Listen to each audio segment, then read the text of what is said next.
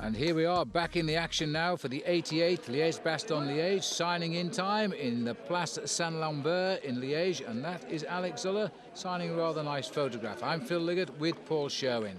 Good to be here for the start of this Liège-Bastogne-Liège. La Doyenne, they call this bike race because it is the oldest bike race in history. Michele Bartoli looking very relaxed as well at the start line this morning, Phil, and resplendent, I would say, under the sunshine of the Ardennes, which is rather strange. This man, Paolo Bettini, a great star for Team Mapei. He also will be looking for a good ride on today's roads. Former winner, of course, Oscar Freire, the world champion. These riders all coming off a Flèche Wallonne where they rode pretty well, including Alex Zuller, though he was dropped from that three-man breakaway. Il Pirata, Marco Pantani, making an appearance here in Belgium as well, trying to ride himself into a bit of form from the Giro d'Italia that this man, Danilo De Luca, will not be riding. He, in fact, wants to concentrate all his efforts on the Tour de France. Michael Bogaard from Holland. Yes, well, he's a man that could do well today. Here is the World Cup leader at the moment at that brilliant win in Paris-Roubaix, Johan Museeuw, and that's the reason he's here. This isn't a race he looks forward to. Mauro Gianetti riding for Team Coast. He too will be hoping for selection for the Tour de France. And of course, the king of the Flèche Wallonne, Mario Ertz. And Daddy, Axel Merckx. Yes, very nice too, all before the start. And Axel came so close to winning that race on Wednesday, Flèche Wallonne, finished 6 of 6. Henny Kuiper here shaking hands with Lance Armstrong. Well, Henny Kuiper used to be Lance Armstrong's team manager in the old days of Motorola. Armstrong looking a bit crisp at the start, obviously thinking about a good performance today. Henny Kuiper bundled out of the way there with a smile by Lance as the start is given. The typical start for a classic. They all amble away into the distance. It's neutralised for a couple of kilometres before the race gets underway. This ride, remember, the classic race down to Bastogne. It's the way back where all the tough roads tend to appear. There are 11 climbs on the route of 258 kilometres, and that's around about 161 miles. Here we can get a closer look at it now, down to the bottom, but it's on the return where all the climbs come, finishing on a rather nasty little climb just before the finishing line in Ants, which is above Liège. Well, that Côte de Saint-Nicolas, that one right at the very end, is a real mean climb. It goes through the area called Little Italy. Barrac Freture, by the way, on the way down, is the highest point of Belgium at around about 750 metres. These are the men who've won it in the past, and great to see there still the name of Sean Kelly back in 1989. Yes, he also won it, as you can see, in 1984. The king of the Ardennes, that was Marino Argentin. He won this race 4 times. He was a great man. He loved racing at these events in Belgium. He's not long ago retired. Stephen Rooks there, the Dutchman in '83, became the first Dutchman to win the King of the Mountains in the Tour de France too. Michele Bartoli, well, we've seen him sign in. He's a twice a winner. Frank van den Broek, he's a bit of a wayward boy. We don't see much of Frank these days anymore. Paolo Bettini, he won 2 years ago, and we've seen him sign in as well. We're joining the action now out on the course, and as you can see, very strangely again here, a group just trying to split its way off the front of a very, very large peloton. Well, it's great to see this good weather over Belgium at this time of the year, because in the past I've been to Liège-Bastogne-Liège, Phil, and it's been absolutely bucketing down with rain or even sleet and snow. And I think today is turning out to be ideal racing conditions for these men. And I think this will suit a man by the name of Lance Armstrong, who has already got 1 World Cup under his belt so far this season, because he took part in the Tour of Flanders, admittedly to try and help George Hincapie. But today, I think he will ride his own race. It'll be most interesting to find out this. Well, we're into Roanne here now. Remember that this race, as indeed was the Flèche Wallonne, now organised by the same organisation as the Tour de France, so we can expect a lot of teams who are not yet picked for the Tour de France to come out on the attack and try and impress the organisation. Like Andrea Perron was very close to the front for CSC Tiscali. Good to see just a couple of days ago the performances coming in from Tyler Hamilton. It looks as if there's been a problem at the back of the group for Rick Verbrugge, who I think has just been involved in a crash. Well, he's got a few kilometres yet to get back. We're just on 70 kilometres from the finish now as we're making our way back up. Traditional television coverage taking us back now towards the finish. This is Salençon. He has been a long-time breakaway. He had a partner earlier on, but he is now just about holding off the field. I think he's feeling a little bit tired right now, but he's been a very, very good bike rider today. And again, you see, it's a Bonjour rider, the team not yet selected for the Tour de France. You've seen the latest time check he's got, but it was a lot further than that earlier on. Well, this is par for the course at Liege-Bastogne-Liege, Phil. The road is reasonably flat on the way out down towards the turn in Bastogne. Just one big climb coming in at Houffalize, where we've many in the past seen the World Championships mountain bike race. And in fact, very often we get this very long early morning breakaway. And in fact, at Houffalize, Anders Kloden was in the breakaway with him, and they had at that time, Phil, built up a maximum advantage of 22 minutes. It is a long lead really for a race of this quality. So a little bit of gambling going on in the main field, but I think the main man they would want back was Andreas Kloden, because he, ex-Paris-Nice winner, a good man on the telecom team, but he gave up and dropped back into the field. Like Vladimir Belli coming off the frontier, a good man for Faso Bortolo. I think they will be expecting the possibility of a win today for Michele Bartoli. Bartoli really always performed well when he's come to Belgium, and in fact not only has he won the Tour of Flanders in the Flandrian side of Belgium, but he's also won this bike race as well. But since winning this bike race, he had that very terrible accident in the Tour of Belgium, and ever since then he's really been trying to find his form of old. He's now on a new team for him, Faso Bortolo, having switched over halfway through the season last year, which is really quite a strange thing to do, but he absolutely fell out with his team Mapei, because he said that he wanted to participate in races where he was the #1 candidate for victory. But I don't think really in modern cycling, Phil, that is a real possibility anymore. And this looks like the tall, long legs of Matthias Buchshofer here of Phonak. Trying to get away, a team that also would love a place in the Tour de France. They're down to ride the Giro d'Italia as well. And no reaction from the field, which, as you can see, is still enormous considering the miles that we have already covered, as we start a little bit of a move here now. A good move right now. He's leaping out of the pack, trying to get himself an advantage. Buchshofer, and this is at the back of the race. This is in fact Rick Verbrugge, who was involved with a problem earlier on. He had crashed, but you can see he's pulling his way through the cars right now, being paced by a teammate who stopped at the side of the road and waited for him. This is Brandt wearing number 13. Unlucky for some. It seems as if number 18 was unlucky for Rick Verbrugge earlier on. He didn't have a great Flèche Wallonne, and I think he would like to perform well today here, because Phil, it was his teammate Mario Ertz who won the recent Flèche Wallonne. Yes, that's absolutely right. He fell off. It was only a minor tumble, but it did put him behind the race while he sorted the problem out. He's coming back pretty smoothly, though.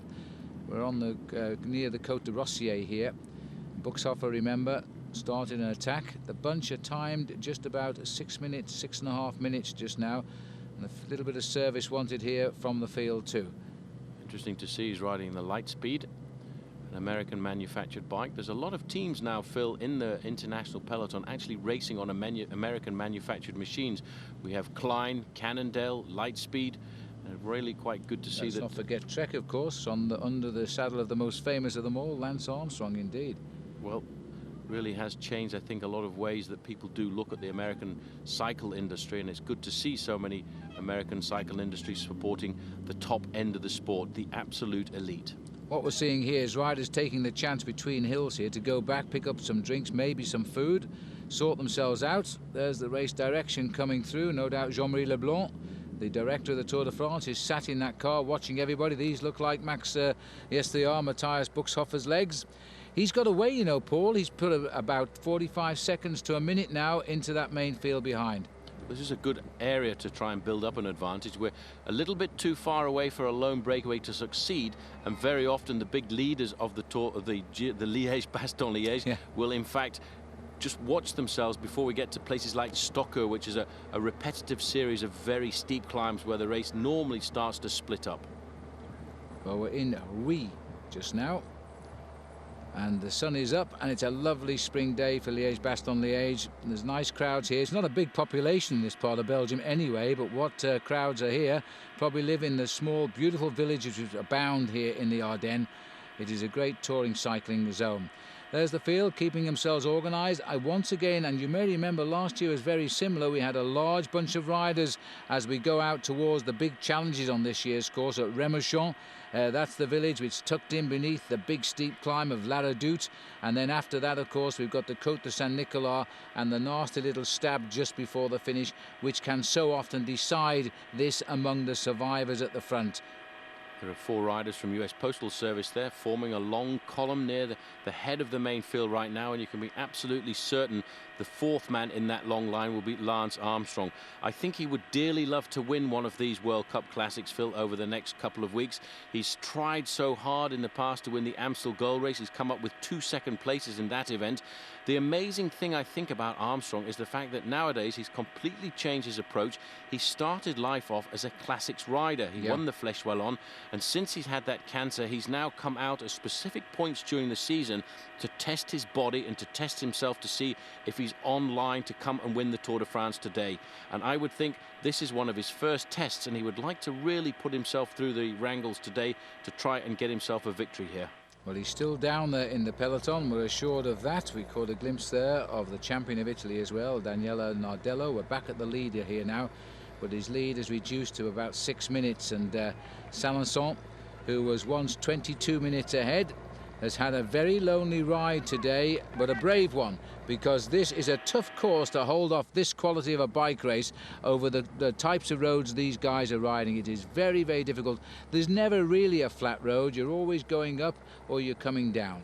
It's very difficult to return from Bastogne all the way up to Liège, because it's really just a succession of very difficult climbs. One of the toughest ones is the Côte de la Redoute, but in recent years the addition of the Côte de Sartillemont, which is the third climb from the finish, has made it a very difficult run in towards Liège.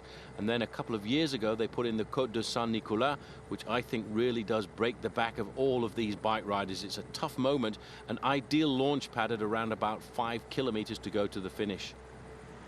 And they don't seem too worried now. They're more concerned with one another yet again in this big bunch. A lot of telecom riders down there looking for a move perhaps, and the postal ride as well. It's almost embarrassing, Paul. There's got to be 5, 6, I think there are 7 postal riders down there at the moment. Well, you know, when Lance Armstrong comes to a bike race, the team has a completely different morale. They are all psyched up, they're all ready to go, and they know that Lance comes for one thing. That's not to take part. It's not a question of participation when Lance Armstrong is concerned. It's a question of coming out to win. It's amazing here as we look at the Côte de Rosier. It's a grade of 3.7% average, but it does kick up at 13% at its steepest part. And it's around about 4.5 kilometers in length, which is completely different to the Flandrian climbs that we saw a couple of weeks ago in the Tour of Flanders. They are very often only 500 or 600 meters in length. These are much longer, tougher climbs. Well, this is Salençon, and very rightly so, living his own bike race here. Just timing his tempo, nothing too strenuous. He's still a long way to go to the finish. He knows what's going on exactly behind him. He's maintaining around about 6 minutes still. And we still have Buxhofer somewhere in between. We haven't had a chance to catch up with him, but he's there. And this is the Gerolsteiner team now setting the pace. New colours for them this season. Well, Gerolsteiner thinking about David Rebellin, a good man on their team. He's a man who's capable of winning a bike race like this. Moving up on the far side there, Rabobank sending riders to the front. Lampre-Dakin have got some good men in the field as well today. But that's a strange move by Buxhofer, because to attack so far from the finish, it really is taking the risk of this race into your hands. For the moment, he has built up a good advantage over the main field, around about 1 minute, but he is still, Phil, 5 minutes 55 seconds behind the lone leader. Yeah, well, good for Salençon at the moment. 5:55 is a nice gap. He's not very far ahead of this tempo riding bunch either as they climb up here. And I don't think it's a really wise move to stay out there by himself. He's not proving much, because all of the main challenges still lie ahead. We're looking here at the leader now. Bonjour want that place in the Tour de France, so that's why they're on the attack here. Salençon been out front for so long today, a maximum lead of 22 minutes. He was joined on the attack by Cloden, who went back to the main field, left him to Fry. He's certainly suffering a little bit now, but at least he's holding on. Well, he's a young man. He's not 23 years of age right now. In fact, in his first year as a professional, which was the year 2000, he got himself a stage victory in the Tour de l'Avenir. And I think the interesting thing about the Bonjour team is the fact that Jean-René Bernadotte, who is the team manager, in fact, just looking at his bike there, it looks as if he's broken his bottle cage off there, so that's a bit unfortunate for this man. But to come back to Jean-René Bernadotte, he was a fantastic professional bike rider. He wore the yellow jersey in the Tour de France. He's won stages at the Tour of Italy. He actually built up a team, the Vendée U amateur team. And once he built it up to a certain level, he was then sponsored by Bonjour, and almost the whole team on block became professionals. It's great to see that he's taken a lot of French riders and brought them right the way up through the ranks to this level right now. And I hope he does once again get selection for the Tour de France. 41 miles from the finish right now as we climb the slopes of the Côte du Rosier. And this man making it look quite steady. He's got a fine pair of legs, I'll give him that. And he's only won one bike race in his career, as Paul has said, a stage of the Tour de l'Avenir. So we're looking now at a counter move here, and this is Denis Menchov, who's launched the move. He must have just gone from the front of the bunch. Now, we don't know where he is yet in relationship to Buxhofer, but he must be behind him. Well, he must be behind him, but that was a pretty vicious move. It's good to see iBanesto.com being aggressive. It's a pity, though, that we are hearing some strange rumours emanating from Spain about Jose Maria Jimenez, the man who was absolutely superb last year in the Vuelta a España, winning almost all the mountaintop finishes. It appears, Phil, that this man has had a nervous breakdown. The team are getting around him, they're trying to encourage him, but it may well be the last we'll see of that great Spanish climber. Well, I certainly hope you're wrong there, Paul, because he entertained us so well last year, and it is sad if he's taking pressure like that. It's tough, but I hope he's got lots of friends around him to bring him back, because we'd like to see him back in the Tour of Spain, where he won all of the real tough stages in the event last year. Great climber on his day. Looking now, though, at Liège-Bastogne-Liège, here comes our green board man, even with green jackets on today. He's just had a little word with Fabrice Salençon, and he said 6 minutes to Matthias Buxhofer, 6 minutes and a bit of small change back to the next man on the road, Menchov, and not far behind him, of course, we've got the whole peloton riding pretty solidly. Another climb out of the way now, and on we go. Well, Salençon doing a great ride to conserve what at one time was a 22 minutes advantage, but it will slowly but surely come back. The main field, Phil, are not too worried about him at all. Buxhofer has been caught there. Wow. That was a good move by the Russian. He's caught him and gone straight past him now. So this man we're looking at from iBanesto.com will be the second man on the road, and he has about a 1 minute's advantage over the main peloton. Very strong riding this by Denis, and he's caught and gone clear. Andrimont is where we are. Good tempo riding here. My goodness me, and a lovely day. But Buxhofer must have sold out. He must have made too much effort or something, because I thought he would have hooked up there with Menchov. And really, it would have been good news for Menchov, because there's still so far to go with the climbs which are still to come.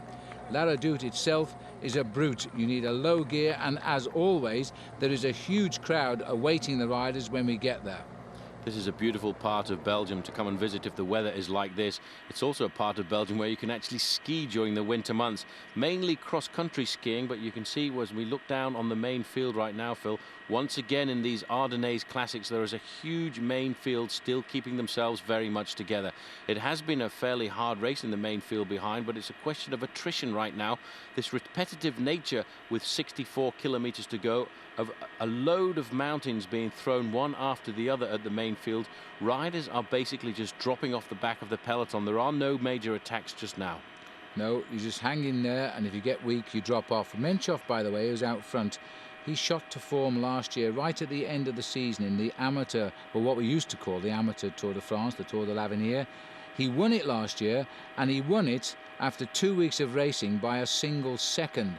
You can't get any closer than that, but he got the victory, and that man now, he's a Russian rider, is beginning to really develop in big-time cycling.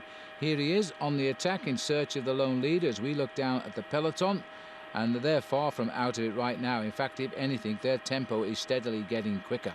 Looks like Goraz Stangelai on the front there for Faso Bortolo. He'll be working for the two big men of their team today, Michele Bartoli and Francesco Casagrande. He had a bit of freedom to ride his own race just a couple of days ago in the Flèche Wallonne, but this is the big one, the World Cup race, Liège-Bastogne-Liège. The leader of the World Cup, I don't think, will be too happy with this route today, because Johan Museeuw, Phil, is much happier riding the Tour of Flanders and Paris-Roubaix. But as number one in that competition, he has started the race today. Well, Gorash is doing a fabulous piece of pacemaking here, and content to just do it all himself here on the climb of the Rosier. Not looking for any help from behind. He's not getting any either. But the sun is out, and this man seems to have some very good form. He was prominent in the Flèche Wallonne as well. There's the gap. 62 kilometers we are at. 4:55 and 5 minutes 15. So they must be just about to pick up Menchov. I think they've already caught Buxhofer. Well, he's only 20 seconds off the front end of this group right now.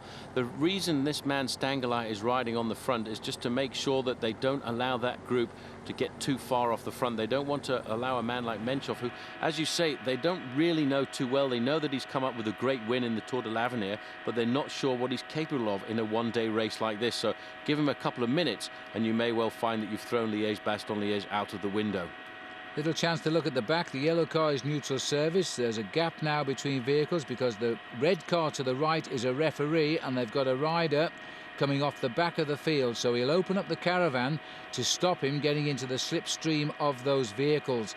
And that poor old rider is losing ground pretty rapidly on the climb here. I think one or two other riders have gone off the back too, because there aren't very many cars behind this group, Phil. Paul, that rider is Dario Frigo. That rider is Frigo, gone off the back. Well, that is amazing. That's probably why they're making the big barrage, the referees there. They don't want him to come back on. That is a surprise to see him going off the back there right now, because he rode very well just a couple of days ago in the Flèche Wallonne. But, you know, things don't always come out the way you expect, especially on the big World Cup days.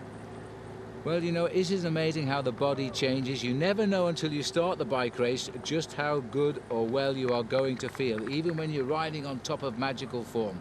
61 kilometers to go. Frigo is in trouble at the back.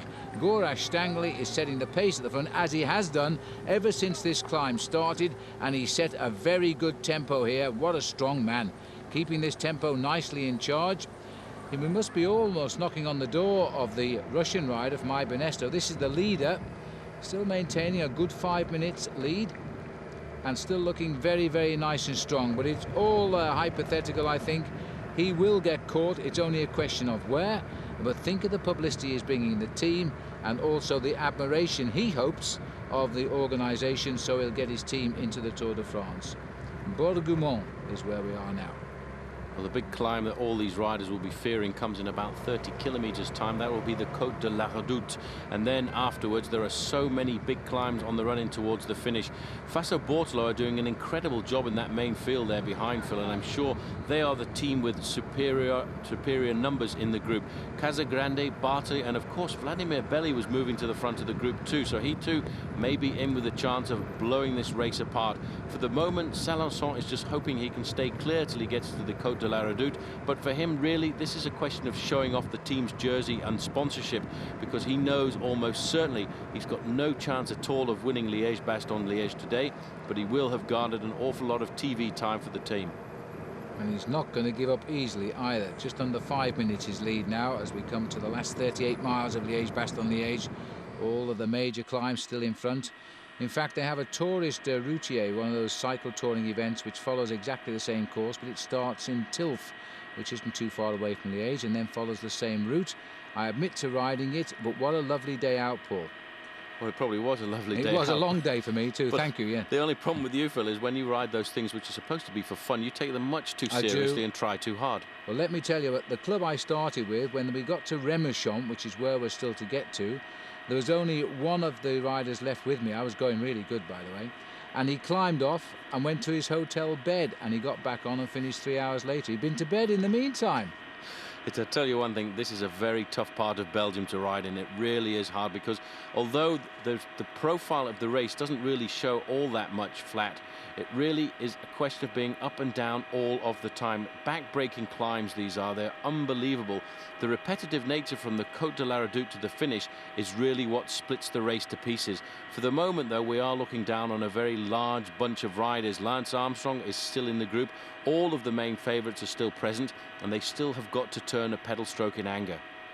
Yes, lots of vigilant riders, it seems, in the peloton this year. There were great spring classics we had with Paris-Roubaix, Tour de Flanders, great races, and Ghent-Wevelgem.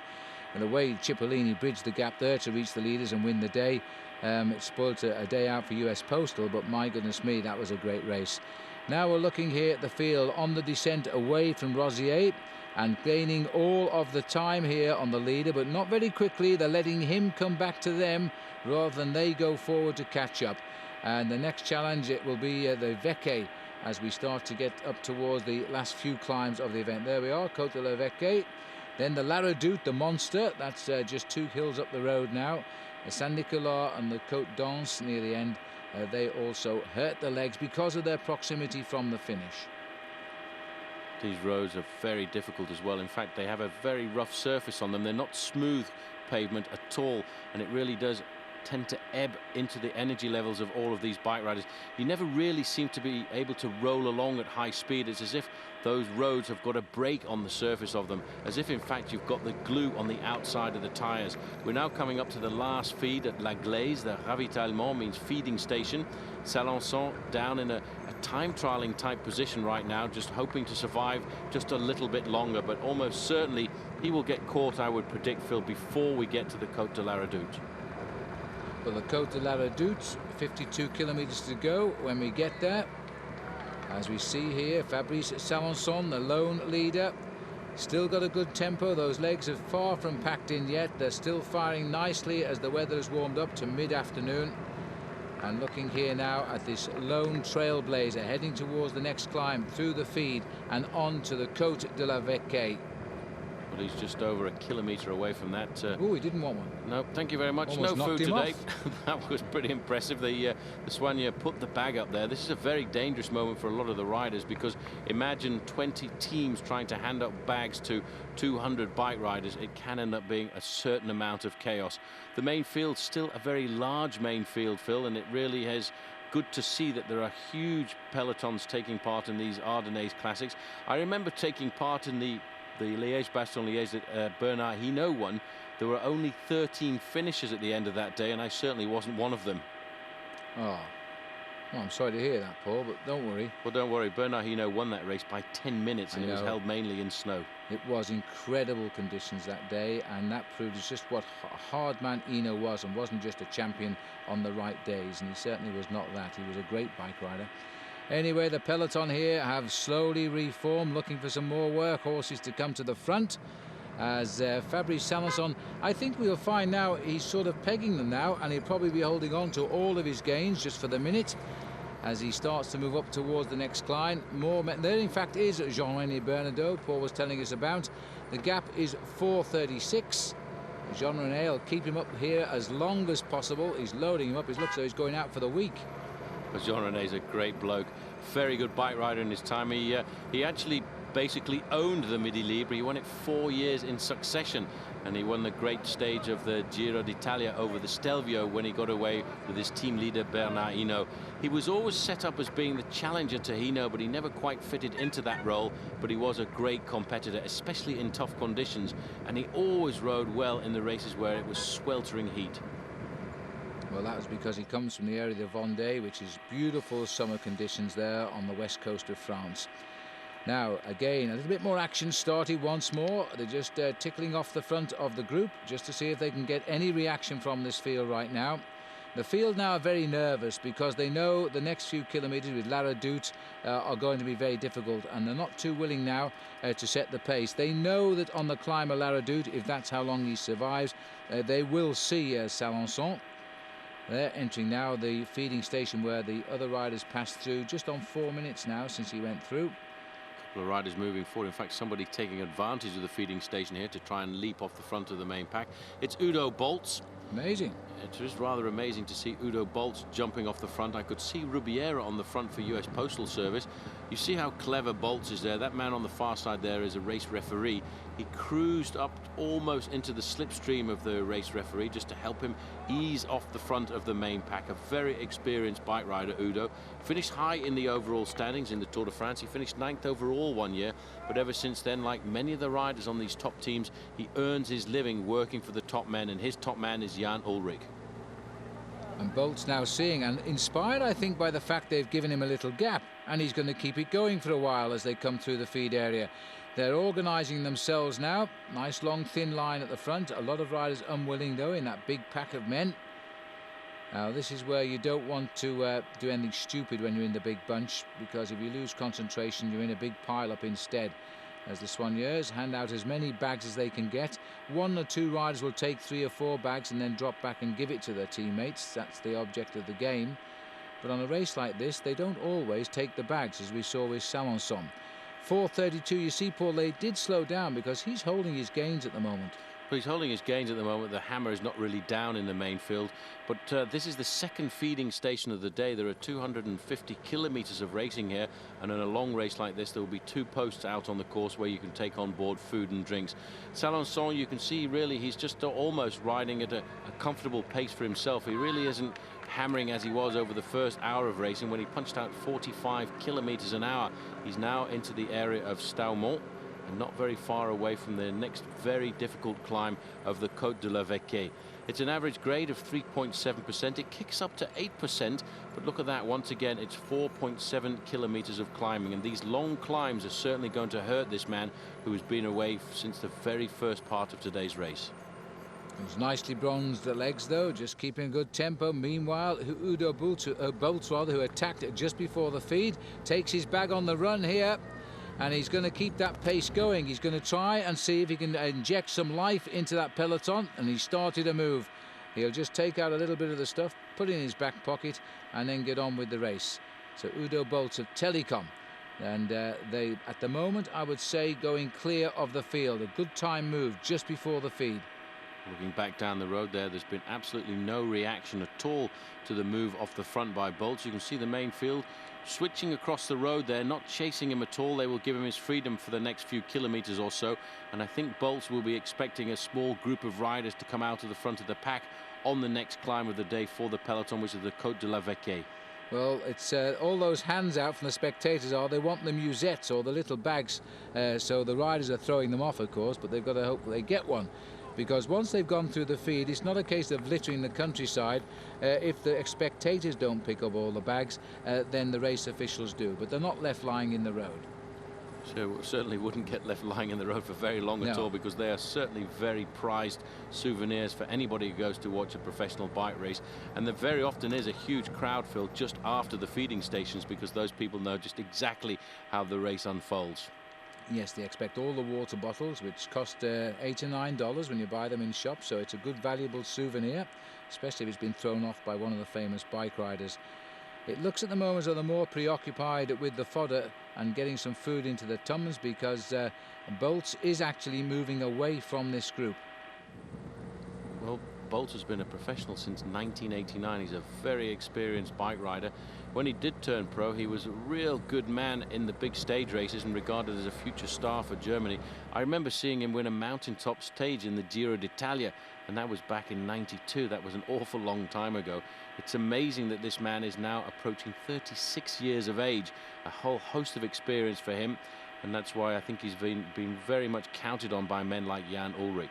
Very solid, very experienced, and really looks after his body when he's training, so he's focused.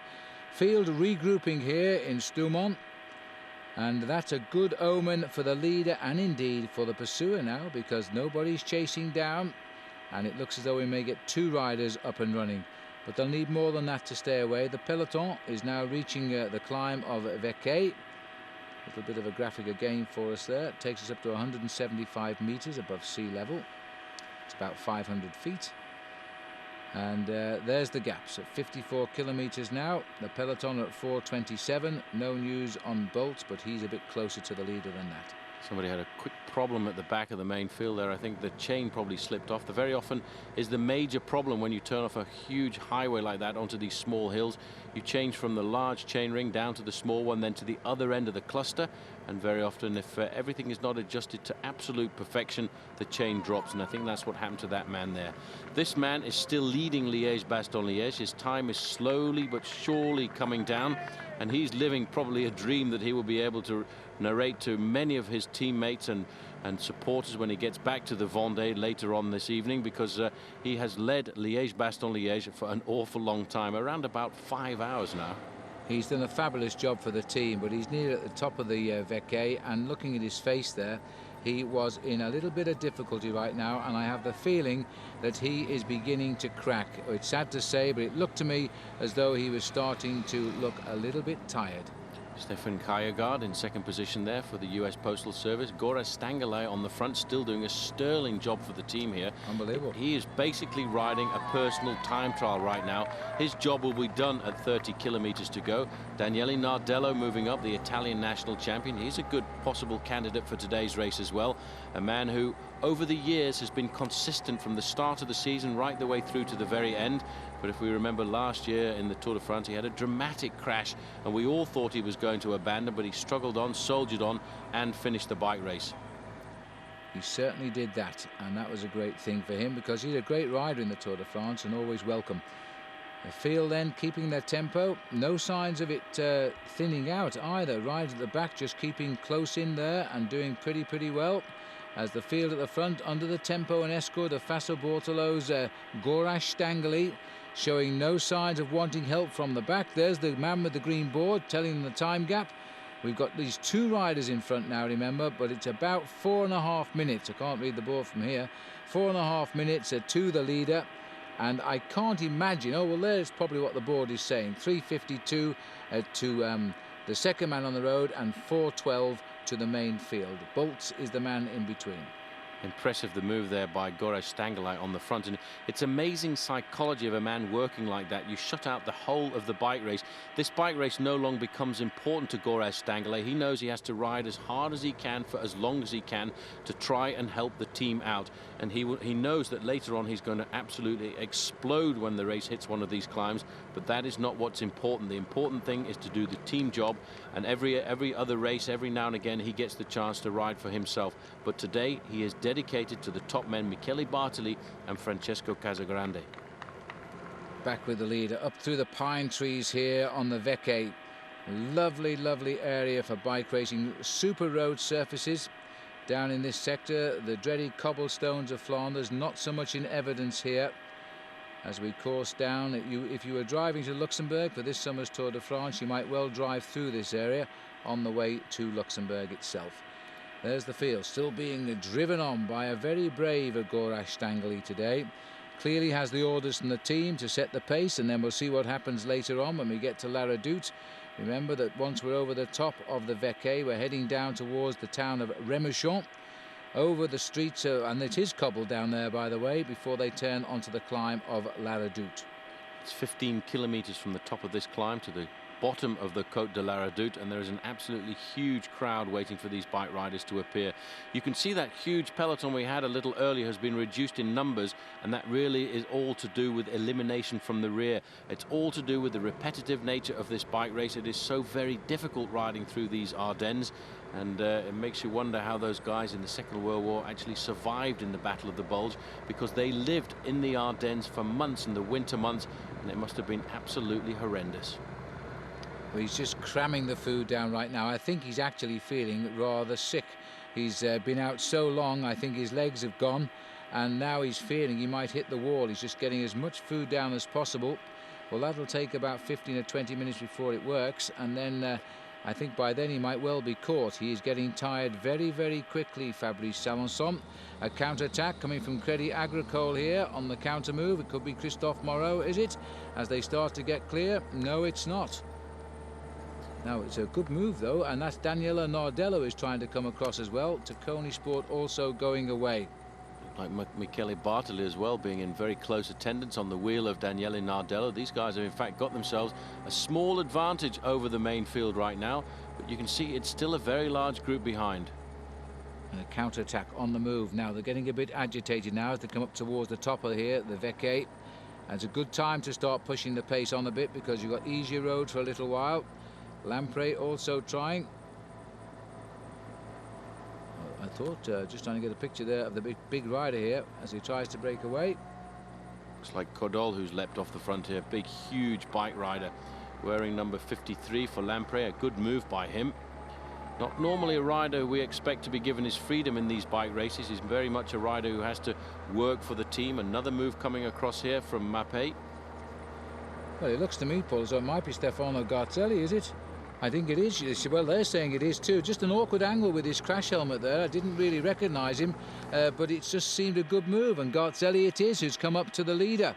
Now that's interesting, an interesting name there, putting in a good move. Well, that'll throw the cat amongst the pigeons absolutely in this climb right now, because Stefano Garzelli, a former winner of the Giro d'Italia, has gone on the attack. That's why there will be a real reaction in the group behind. You can be certain Michele Bartoli won't let him go too far off the front.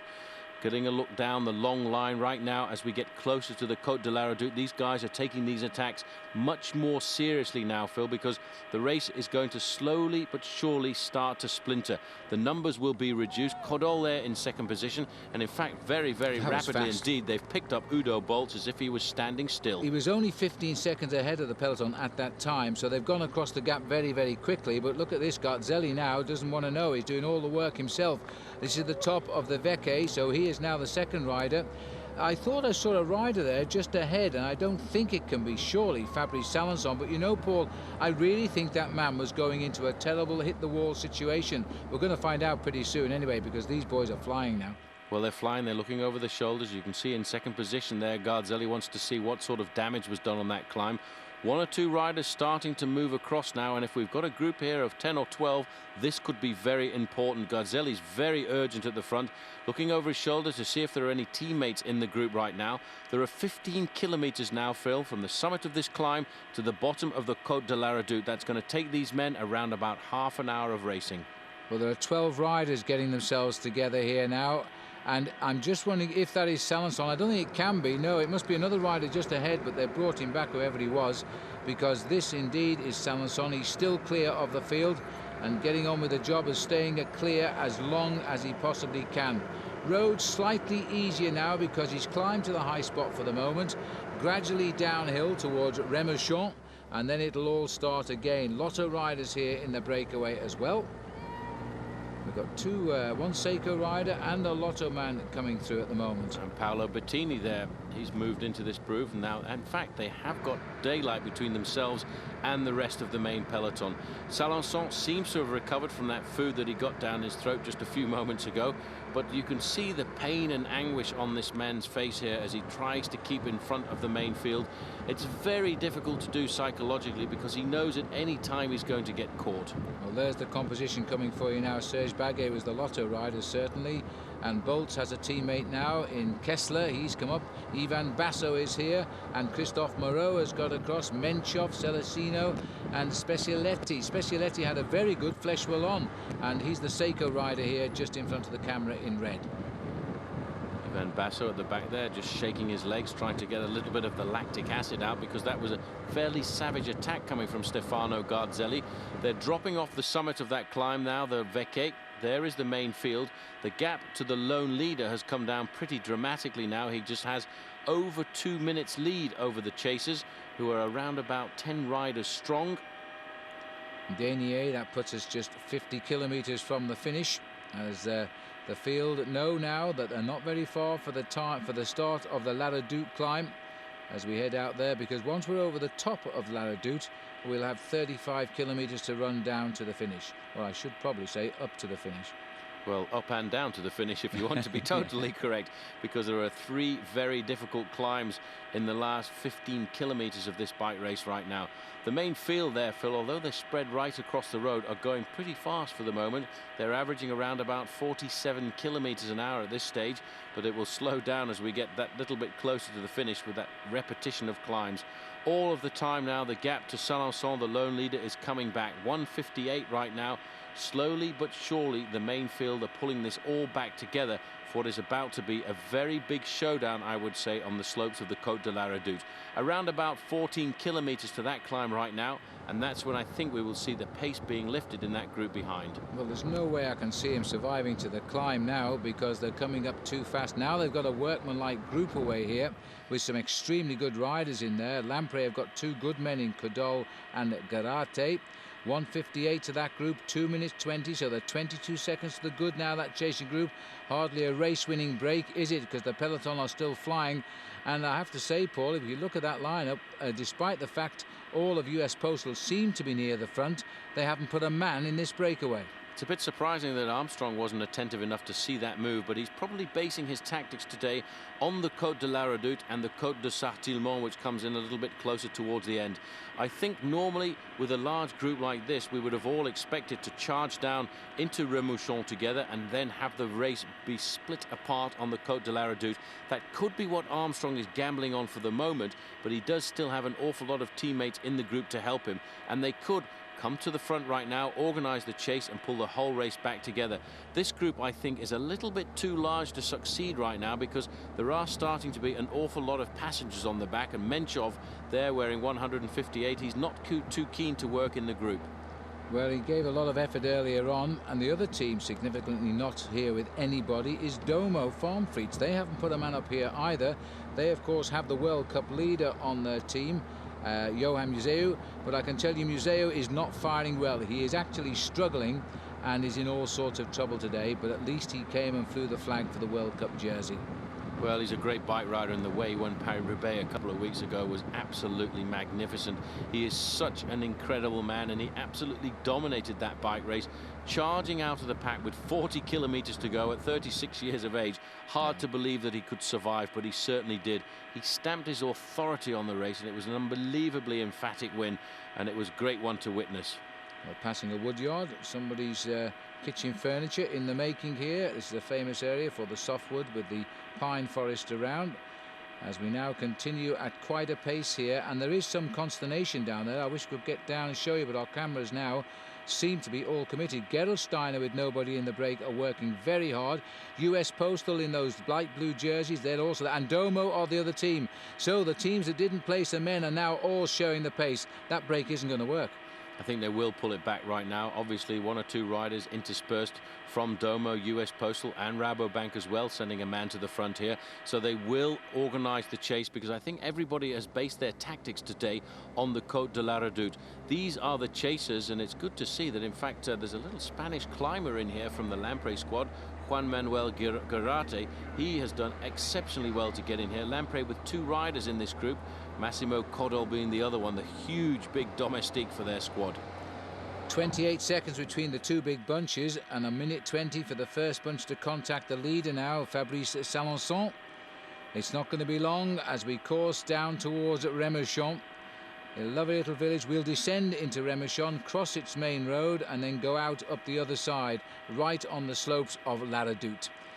The field, though, three strong teams, all did not place a man in that rather large breakaway, and now having to try and put matters to rights. This rider won't even know what's happening behind him just now, but he will very shortly, because his lead now are not much better than 1 minute. All these bikes coming by are probably being sent on by the race referees. He will know now that it is not far before he gets picked up. It's certainly not good for the morale either. And just look at him, Paul. He is absolutely blown to the world. He knows what's going on. He knows what's about to happen.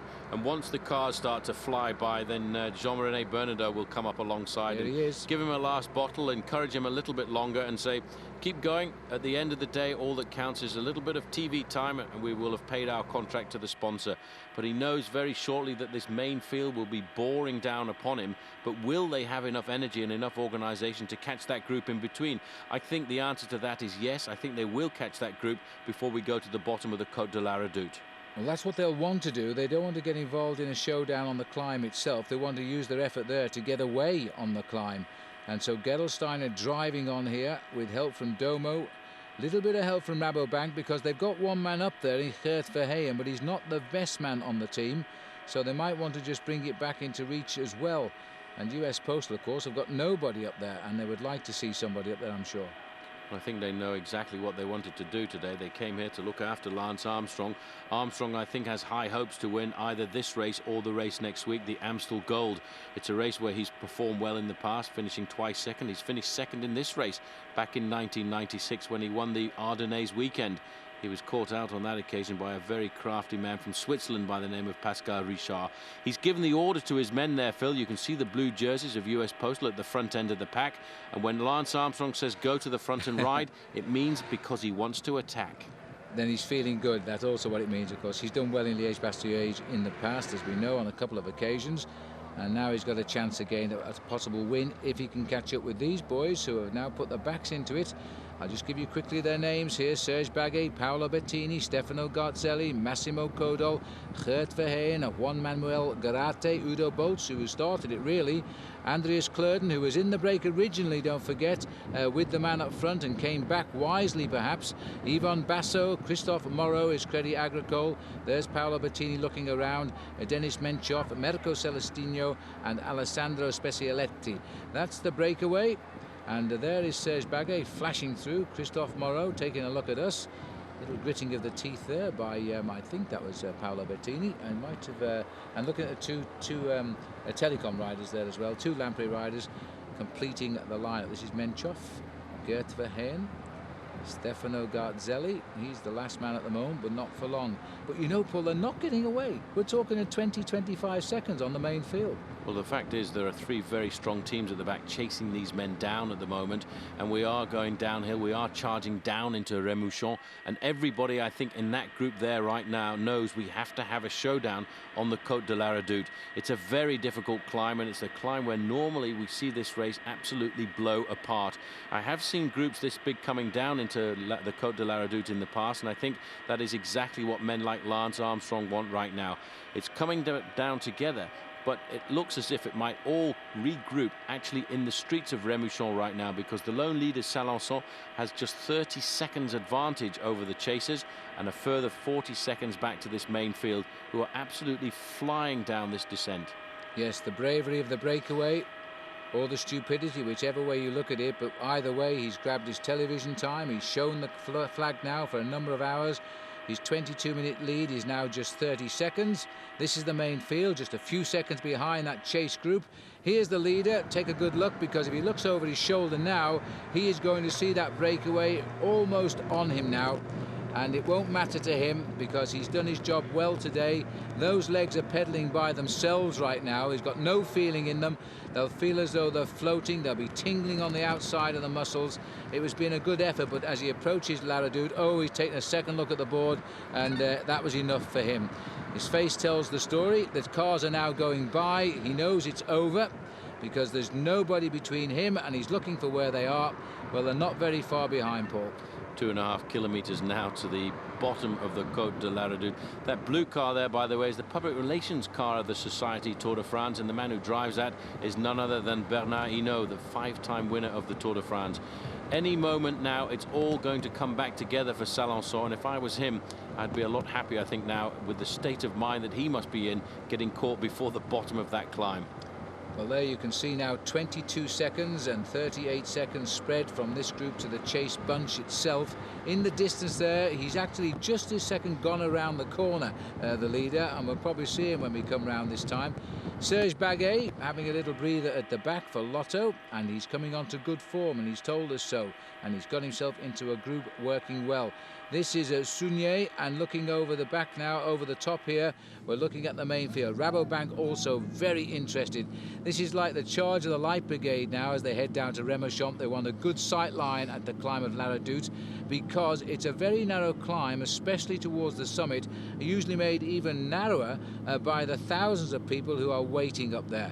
Gerolsteiner on the front. It's also a very tricky approach through the town as well, to pick your way through the left and right hand bends to get there to the bottom of this very tricky and tactical climb.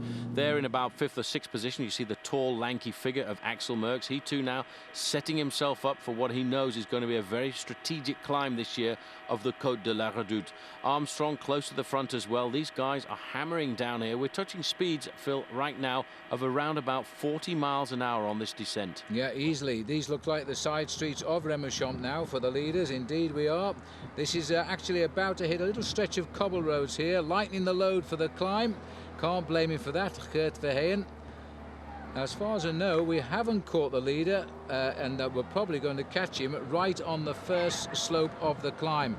There's the cobbles. They usually have a criterium around these streets here, Paul. I don't know if you ever rode it in the past. No, I never rode it. I normally race this race, Liege, Bastogne, Liege, but I actually used to take part in a race that was called Liege, Bastogne, because I never actually managed to get back to the finishing line.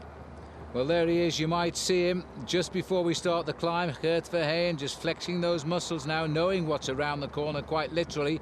There's the leader, first around the corner.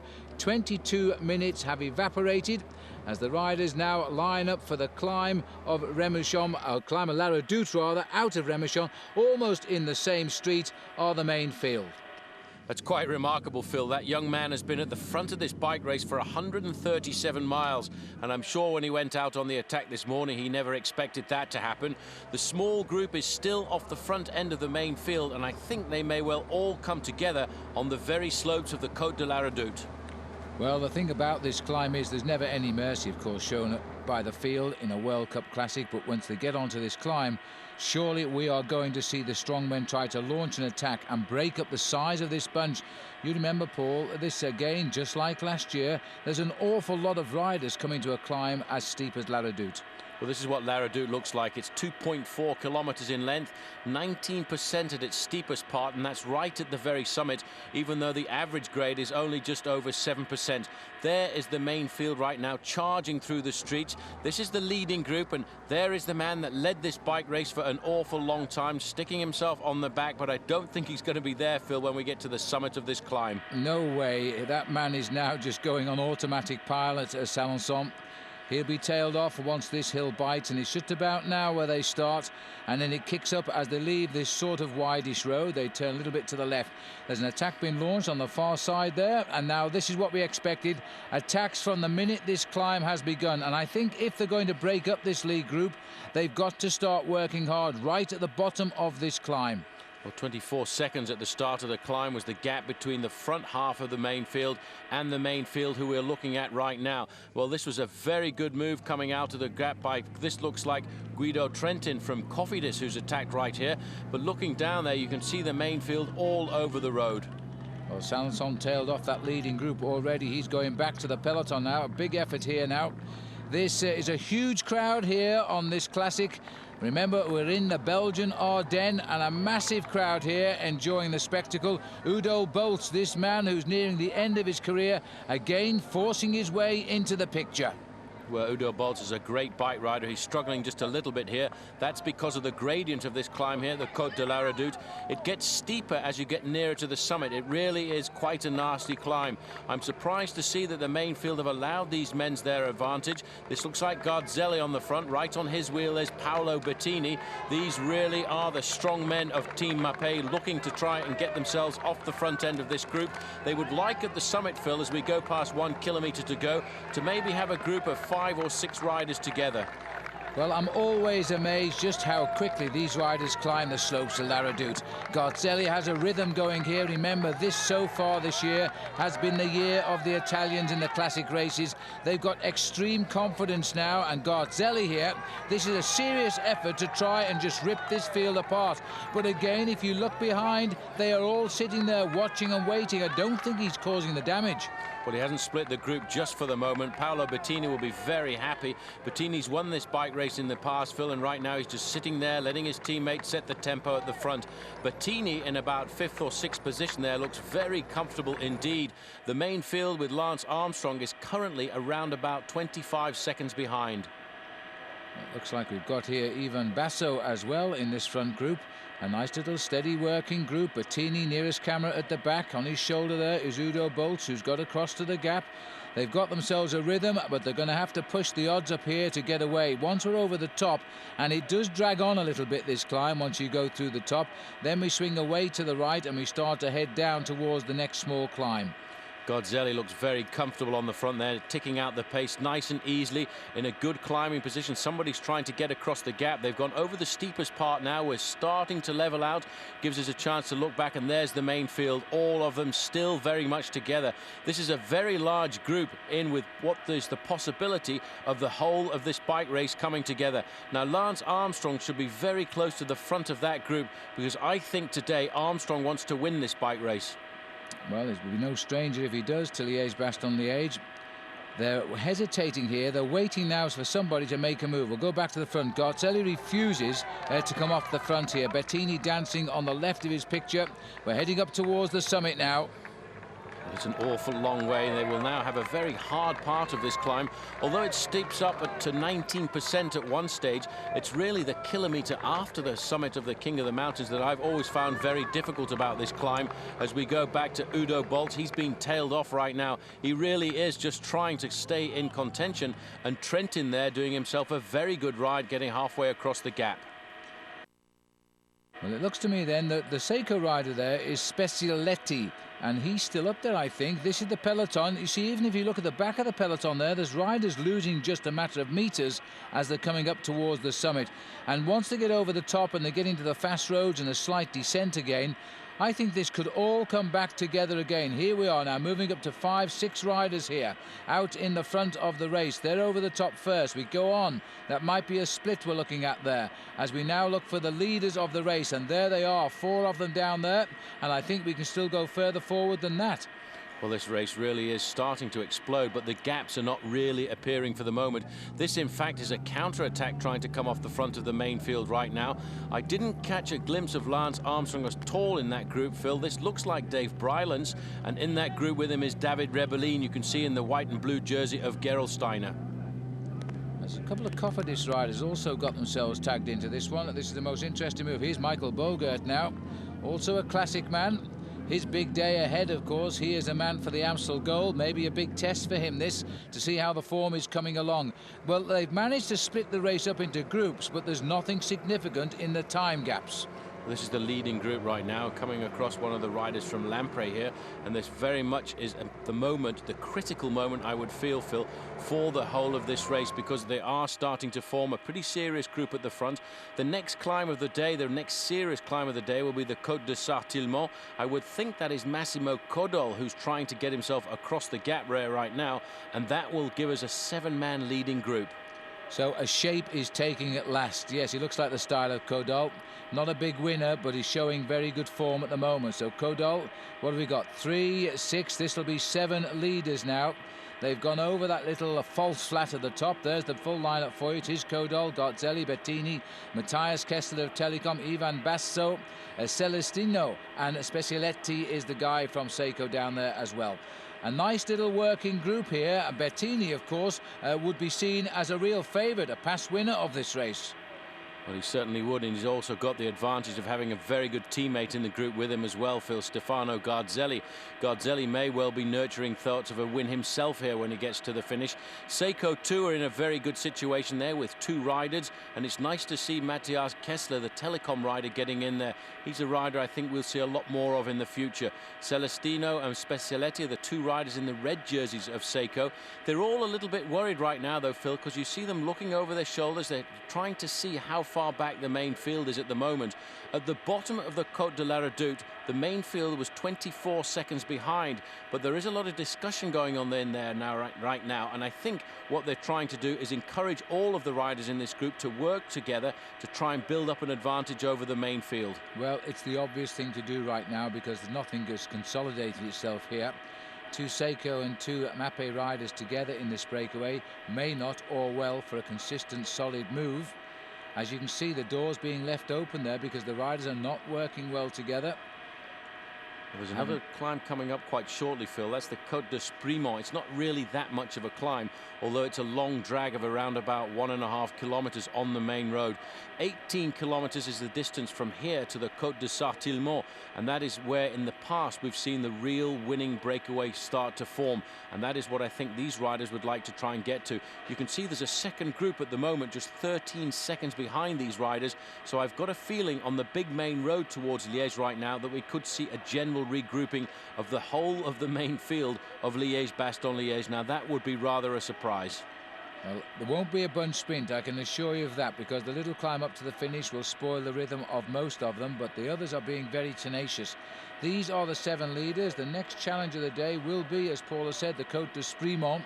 We've got a nice descent, though, to come before we get to that climb, and 13 seconds is not a lot. We know that Armstrong is still in that group. It's a very large group. We haven't seen much of him, but the surprising thing is that nobody from US Postal has crossed this gap. Surprising thing also, just making a quick head check in this group, there are 6 Italians in a group of 7. Matthias Kessler, poor man from Telecom, he doesn't have anybody to talk to at all. That is why I think now this group will actually start to work together. A few moments ago I thought it might all come back together, but the composition of the group with 6 Italians may well force them to all work together, and this could be a good move by these guys. They're now on the big main road section, they're dropping down into Sprimont, and out of this small town there is that long drag upwards, and that's normally when we get a chance to really get an idea as to whether or not they're going to succeed. Well, the sun is nice, a very pleasant day now, in fact, although it's never really hotted up weather-wise. It's certainly hotting up a bit in the form of the action. Now back to the main group, and this is interesting, Paul, because at least the US Postal Boys have recognised their responsibility. This is Van der Velde. Second man in the line there is Lance Armstrong in person.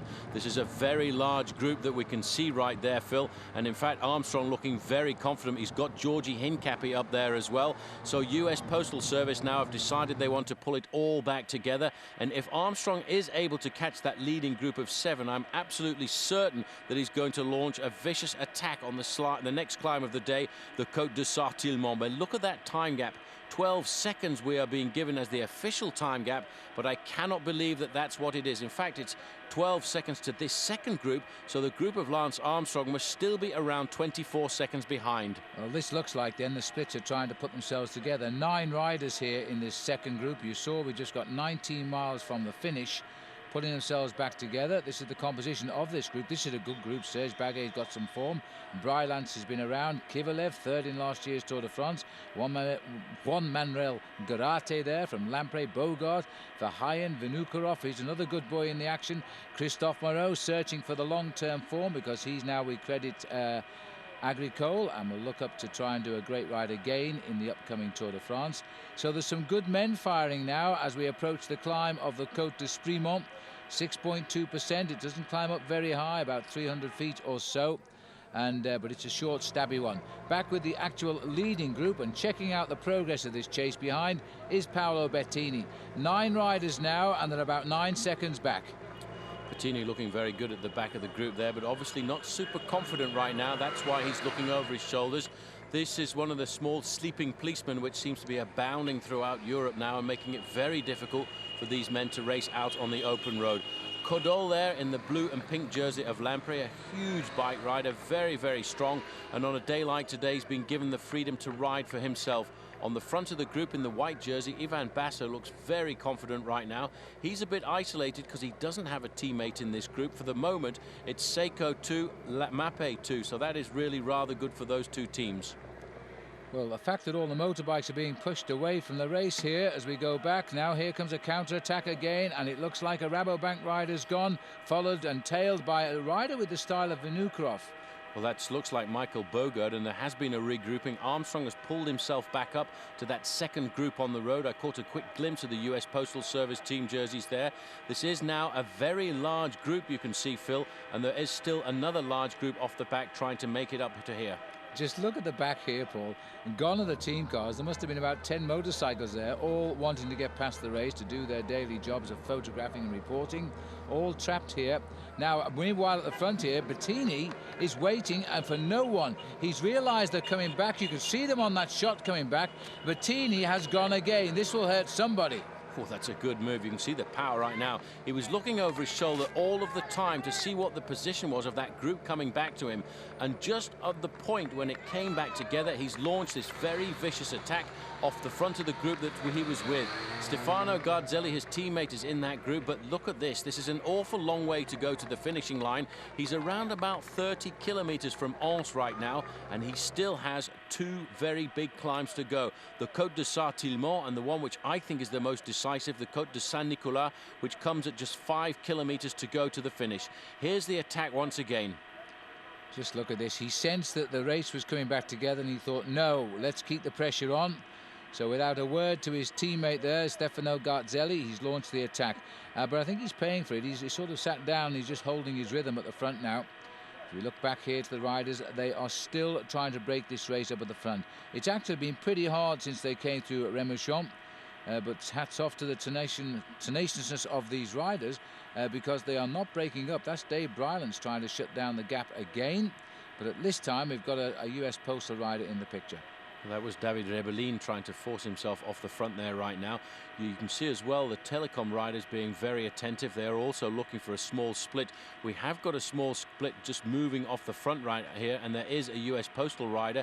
It looks a bit like the shape of Georgi Hincapie from our position here at 1,000 feet above the race in the race helicopter, but they have done nothing at all to pull back these riders. Bettini now has been caught once again, but I think that acceleration will have given the 7-man breakaway group a slight advantage now, and it would have been at that point there where they were just going to get caught that he stretched the elastic one more time. That's amazing. This is even Basso here now, also trying to keep the pressure on as much as he can. This long line of riders. They've got Bettini. If only we could look right. There's the other 2 riders are coming up at the back here now. Now this is it's everybody for himself just now. They're coming across in individual riders in 1s and 2s and doing the best they can. Celestino is the man in the red jersey. He was always in this group. Now, shot here of the world champion, Oscar Freire, who I don't think is very far out of the picture.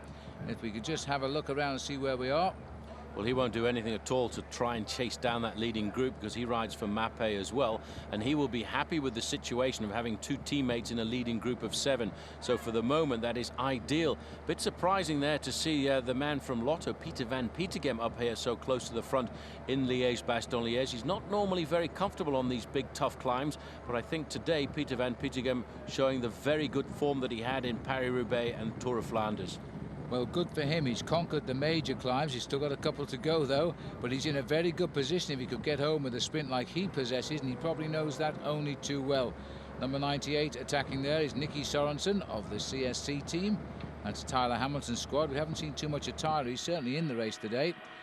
Now, that is the select group at the moment, which is trying to chase down the leaders. That's George Hincapie just sitting on the back there. Andrei Kivilev was in that group as well there for the Cofidis team. And where there you can see another group forming off the front there. This race, Phil, actually looks as if it's going to come back together before we come to this final climb, the really tough one of the Côte de Sartillemont. That is the leading group of 7, Bettini and Garzelli. Codol, the lone man, in there for Lampre. Matthias Kessler, the lone man, in there for Team Telecom. Basso, the only man for Faso Bortolo, and then the other 2 Seiko riders. The accelerations now have brought their advantage down to around about 10 seconds, and in the main field it's Euskaltel Euskadi who are putting the pressure on. They're obviously thinking of their man Echebarria. I think in fact that was Echebarria, but not David. I think it was Unai at the front who was working very hard. And there's nothing in it at all, but they're refusing to give up here. This is still a lot of work being done by Michael Bogart. He's made his effort, now he's got to hang on to the back. Just look at the speed of these riders here as they continue to try and stop that breakaway. You've got to salute Bettini. He is such a good little rider. He looks over his shoulders, he can see them hanging there, and he's not allowing them across at all. There's Axel Merckx, time to go. He must have seen the camera on him. Well, Axel's finished well up in Liège-Bastogne-Liège in the past. I think it was 1996 when he took the 7th place. Lance Armstrong was 2nd. Laurent Madouas, riding for the Motorola team as well, was 4th. And Axel came up with 7th place, and he could have won it that day as far as Eddy Merckx was complained. He was over the moon with the performance of his son, and that, I think, really announced the arrival of Axel Merckx at the top. Since then, we've obviously seen him go on to win many big races, including the Belgian National Championships and a stage in the Giro d'Italia.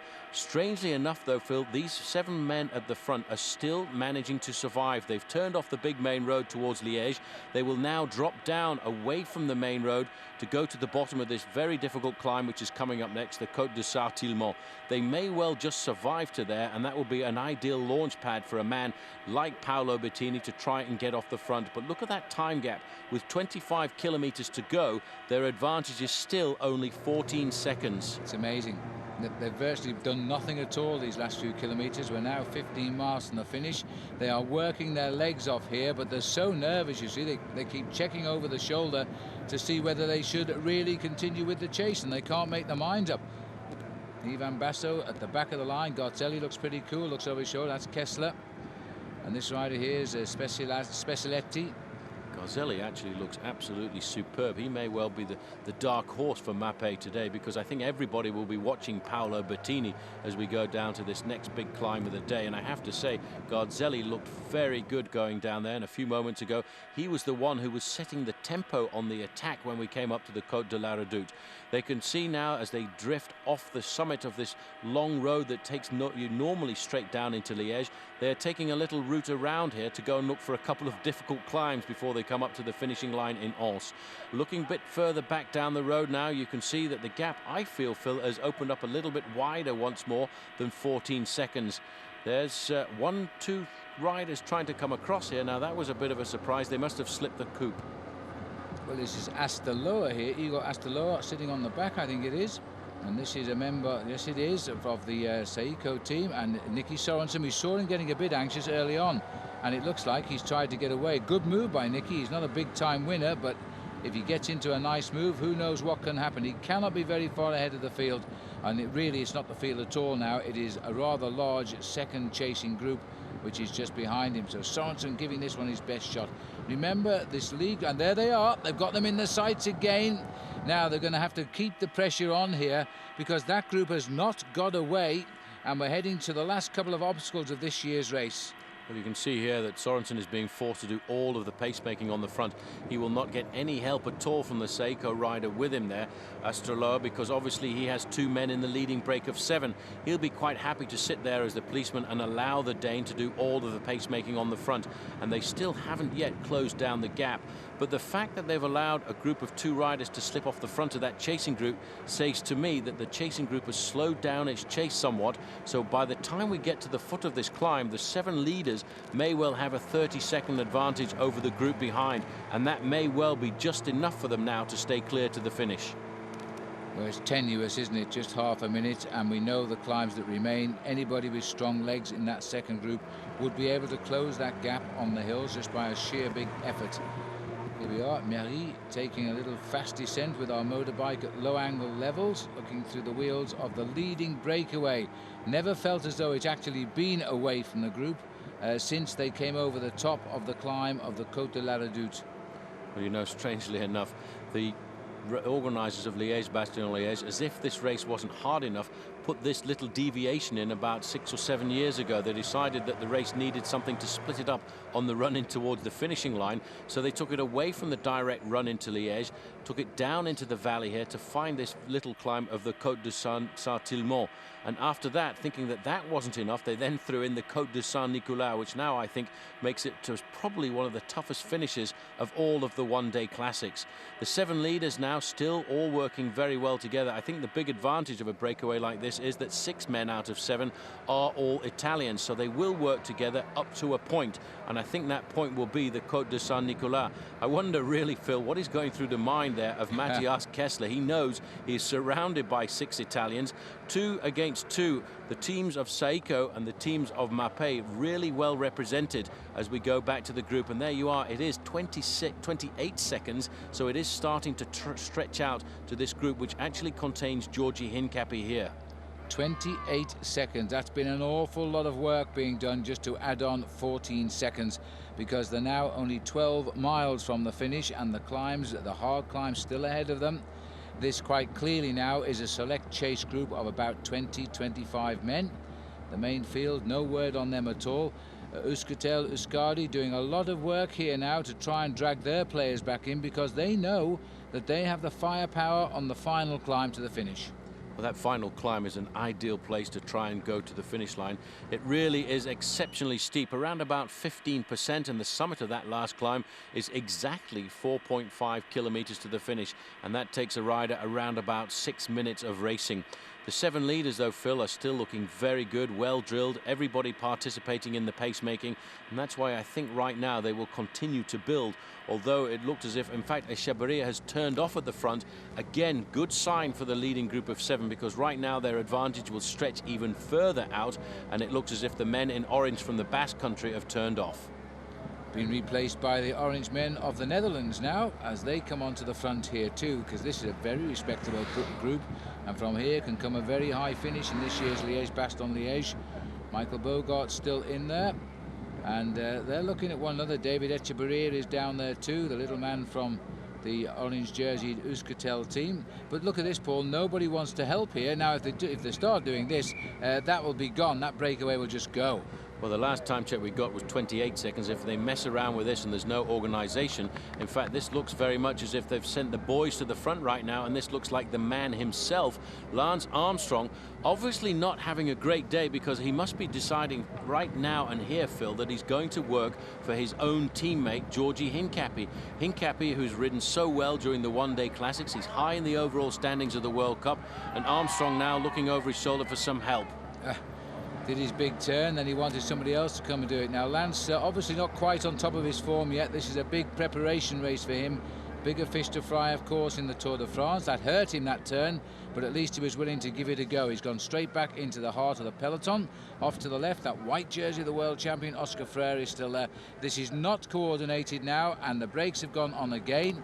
I suspect we're going to see a better time gap coming our way very shortly. I would say at the bottom of this climb, the Côte de Sartillemont, we will be looking at a time advantage for the 7 leaders right now of around about the 1 minute mark. Tête de la course, so that means the head of the bike race. And these men certainly are now setting themselves up for what I think is the first very important strategic moment of this race. The Côte de Sartillemont is a long climb. It climbs up through the forest. There you go, Phil. It's up to 50 seconds already. Yep. And when they take the left-hand turn to the foot of the climb, I think they will have the magic 1 minute margin. Well, the beauty of this area, I've said it before, it is a lovely place to come with your bicycle when you're not turning the pedals in anger like these boys, because it's lovely countryside for touring in. But right now, if the bunch do not react as soon as this climb starts, then they've said goodbye to the first 7 places in this classic, because they're beginning to settle down, this bunch, and they're still working well together. Sat at the back here, Stefano Garzelli, while meanwhile at the front, as always, is his young man, not young man, but the smaller figure there of Paolo Bettini. We're on to the climb now, 9%, almost 1 in 10 the slopes of this climb. It's a very nasty little stabby climb, but the way this race is going, if there's no reaction from that field, this is it. Well, there's 3.6 kilometers of climbing to get to the summit here. It gradually climbs up away from the river in the valley below. It's fairly straight right here, but as you get up into the forest, there are a couple of switchbacks, and that is where I think the attacks will come. In the past, that's always where somebody has tried to go off the front. Bettini obviously not thinking about the attack right now, because he's the man setting the tempo on the front end of this main field. Basso in the white jersey there of Faso Bortolo. Everybody's very nervous now, Phil. They've worked hard together. They've built themselves up that 1 minute advantage. Armstrong still at the front end of the main field right now. And again, it's the guys of Euskaltel Euskadi moving further forward. But I think they may well have left it just a little bit too late, because the gap has gone up once again at 19 kilometers to go. It's almost at the minute, 56 seconds to be exact. And now we almost certainly will get an attack from the leading group of 7. But maybe if Armstrong has got that power, he can leap out of the pack here and bridge that gap. But that is a tall order after a very long day in the saddle. Just a bit, yes, but he's right there in a perfect position. Can he do anything about it? Spanish flag flying on the left there. We are, of course, in Belgium, heading down towards the finish of Liège-Bastogne-Liège. There's a lot of work. Andrea Noe on the far side there for Team Mappé. He won't move forward either, because Mappé, for the moment, in a very strong position. Garzelli has been sent forward now.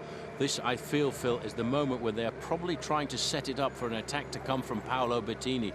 A great ride, a great position on the bike. I have to say, I think Stefano Garzelli looks so much better this year than he has over the last 12 months. And I think he's a lot happier now on this Mappé squad. Yes, I think you're absolutely right. Now, the pace being set here, right on the front. It looks very much like this might be David Echeverria here, who is grimacing, trying to do something. He's setting a sterling pace on this climb here. Nobody helping him, but he's got a great rhythm going. Nobody's going to help him either, because the people behind have all got men in that leading group, and they're not going to react at all. And it's not looking at all good for this bunch in catching those riders now. It looked for a long way once they were over the top of La Redoute. And this, what's this here? This is a problem at the back of the race. This is Serge Baguet. Now, I've got a feeling he's got cramp there. Well, you know what? He's got no panic. There's nothing wrong with his machine at all. And I think there was just a problem that he tried so hard today. He's come up with cramp. And I think that is the end of the bike race for Serge Baguet. A great comeback story as well, because he actually retired from the sport a couple of years ago, came back and then got himself a stage victory in the Tour de France. But he's not going to get the win today. Now, let's have a look. Somebody's been dropped from the group. And it's one of the Seiko riders who return right up there. There's the pink jersey. So Kessler is still in this leading group. And right now we are still having the pacemaking on the front field done here by Stefano Garzelli. And the man who got dropped there, in fact, was Specialetti. Yeah, that's the smaller man and probably the more better qualified of the two Seiko riders, Celestino, who is still in this group. But Specialetti, the first man to fall back from the group of 7. Now we are 6. One Italian is gone. Odds are getting a bit better for Matthias Kessler. He will be feeling a bit more relaxed, but not too relaxed, looking at the pacemaking that's being done here by Stefano Garzelli, a former winner of the Giro d'Italia, today working as a Trojan for his man Paolo Bettini. Now, as you get to the summit of this climb with around about 500 meters to go, the road straightens out an awful lot. That is a great place to launch an attack, because once you get to the summit, you turn right and you plunge down into the valley below. It's all downhill, and if you can open yourself 20 or 30 seconds, you can go to the foot of the Côte de Saint-Nicolas on your own. And that, I think, is maybe what is in the back of Paolo Bettini's mind right now. He's asked his teammate to go to the front and do all of the pacemaking. Meanwhile, back in the camp here, the Rabobank camp, Gert Verheyen, I think it is, who's setting the pace here for Rabobank, trying to keep the pressure on because he's got his team captain on board, Michael Bogart. Very, very fast tempo. They're riding at pretty much the same speed betwixt break and chase, but the gap, well, it's locking on really, just over 50 seconds. They've nudged out yet another few seconds. It's a hard way to win a bike race, this. Very difficult way to win a bike race. Once they get to the summit of this climb, they will face 17 kilometers to go down to the finishing line, and that is really looking now much more as if this leading group, which is now down to 6 riders, are going to survive, and a lot of that down to the pacemaking that has been done by Stefano Garzelli. Garzelli right now, Phil, is absolutely sacrificing himself for Paolo Bettini. There's been obviously a communication between them, both of those riders very good in their own right, but Bettini much more aggressive and much more explosive when it comes to these short climbs of the Ardennes. Here we are, back up with the leaders now as they keep on trying their heart out here. Stefano Garzelli has ridden like 10 men up this climb here. He's offered no assistance, or he's been offered no assistance, hasn't appeared to ask for it. Basso just content to sit there and follow it. The odds against him with 2 Mappe boys here. Kodol, a bit of a surprise. He is not a big winner at all, this man. He's only won a couple of races in his whole career, which has spanned now 4 or 5 years, but he looks so good, and he's the Lampre rider in 3rd wheel. Basso never dropping too far back, wants to see exactly what is going on in the breakaway. Meanwhile, back in the chase now, we've gone back to the work of the Gerolsteiner, and this is because David Rebellin is in this bunch as well. Another move coming over the front there. It looks as if Christian van der Velde is in the front end of this main field too. This actually looks like David Rebellin in person who's trying to launch this attack. He's trying to rip everybody to pieces right now. There you can see up there Georgi Hincapie looking pretty comfortable. They're looking over their shoulders right now to see if there is any split. That's a sign that everybody is absolutely on the rivet. You're hoping there's going to be a gap in the line behind you when you look backwards, but for the moment that group is remaining intact. These guys now, Phil, have got the magic minute and they're very close to the summit, and there hasn't yet been an attack at all from Paolo Bettini. Michael Bogard now in the orange and blue of Rabobank, taking over from Rebellin in 2nd position there. Moving further forward, that looks like Cadel Evans in 4th spot there as well. Good to see him riding well. Yes, it is. Cadel Evans, the Australian, 1st year with Mappe for him. Big effort by Bogart, looks over, shakes his head and says, oh, your soul's still here. But why doesn't somebody come and attack with me instead of just chasing me down? Because it quite clearly, they're reacting en bloc here, and the riders are getting a bit tired about it. We've got Dave Bryland still in this group. We've seen Rebellin. There is Cadel Evans trying to go out on the move here. Vladimir Belly coming up for Faso Bortolo. This is more of a false tempo, I would think, that he's setting here on the front right now, just to try and break things up at the front end of the main field, because he has his man in the leading group of 6. His man is riding in second position there right now. That's Ivan Basso. Kessler very happy to sit on the back of a long line of 5 Italians. Well, no attack came. I felt certain that, in fact, Bettini was going to try and launch the attack here. They have gone through the summit of the climb right now. They're going to take the right-hand bend, and then we have a downhill section of around about 4 kilometers where they will pick up speeds of approaching 55 miles an hour. And we are 10 miles from the finish now. They've been looking a very tenuous set of leaders, but they haven't stopped hoping, and they're being rewarded. Hesitation by the field when they should be going forward has given them just that few more seconds. As we now race into Anglers, it means we're on the suburbs of Liège. Difficult time right now. In fact, Bettini coming forward. Maybe Bettini wasn't quite as strong as he thought he was going to be, although he did ask his teammate Garzelli to set the tempo on that very long climb here. They now have an advantage of 1 minute over the rest. They will certainly start the climb of the Côte de Saint-Nicolas as the leading group of 6, and then it's a question of who can digest that climb the best, because the climb, which is situated in the part of Liège which is known as Little Italy, is an unbelievable brute of a climb. It's about 2 kilometers in length, but it is around about 16 to 17% in grade. It is very difficult indeed. Seiko now have lost the advantage they have of numbers a few moments ago, because they're down to just 1 man, and still the advantage, I have to say, Phil, goes to Paolo Bettini and Stefano Garzelli. They're 2 against the rest. They can match any of the moves, and even if the situation arises, they can launch a counter-attack on the next climb of the day. Well, our information there was 1:02, but I've just seen that board go by showing 50 seconds the gap, so I wonder if the trend has just been reversed here. The riders have spotted it, and they've lost a little bit of the coordination. Now, you've got to watch out here, because this is how races are won. When they all hesitate, a couple of guys just keep the same speed up, all of a sudden they are gone. That was Kessler trying to get it together off the front. Chance here to look back over the very difficult Ardennes. For once in the early season classics, the weather in the Ardennes has been absolutely superb today. I've been here in the past when it started in clear sunshine and ended up snowing over the summits of 1 or 2 of those mountains. Now flicking back to the main field, Bonjour once again out on the attack, but this is really just a flurry, I would say, because the big names are all in that group behind. They're all over the road right now, which means to me that they're not chasing as hard as they can to pull back the leading group of 6. These men are all over the place. In fact, there's been a split in the group. I know it's all coming back together. It's always a little bit precarious, especially when everyone's a little bit nailed in a situation like this. If you let a gap of 5 or 10 lengths go, it is always very difficult to pull it back. But we are on this long, very fast downhill section. It's a downhill grade of 8%, and I think coming as a bit of a respite after what has been a very difficult day of racing. It's a real tough road, isn't it, to keep the pressure on here. Long straight road. We've got the 2 guys on the attack, but the main pack are going to sweep them up. They're not going to get very far away. The breakaway here is still 6 strong, not coordinated now. Some are working, some are stopping working, others are playing spoiling tactics, and this is a bad road to slow down on, because the riders will see you on this carriageway as they swoop down now in towards the famous passage of the football ground down there of FC Standard Liège.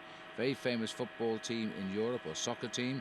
But despite this, Paul, they've nudged out a 1:07, it's saying up there now. 5 kilometers now from the foot of the climb, the last real climb of the day, the Côte de Saint-Nicolas, and that is where they really are going to have to launch the attack. I'm surprised so far Bettini hasn't done too much, but he is playing a very clever game right now. He's leaving the majority of the work up to his teammate Stefano Garzelli, here wearing number 25. He's keeping as much back as possible. He must feel very confident. Don't forget, when you've won a bike race like this before, you have that psychological advantage over the others, and Paolo Bettini has certainly been there. He's moving forward right now. There, the red colour you can see just at the bottom of the screen there, that is the FC Standard de Liège football ground. Once they get to the bottom, once they've gone over the River Meuse, they will turn left.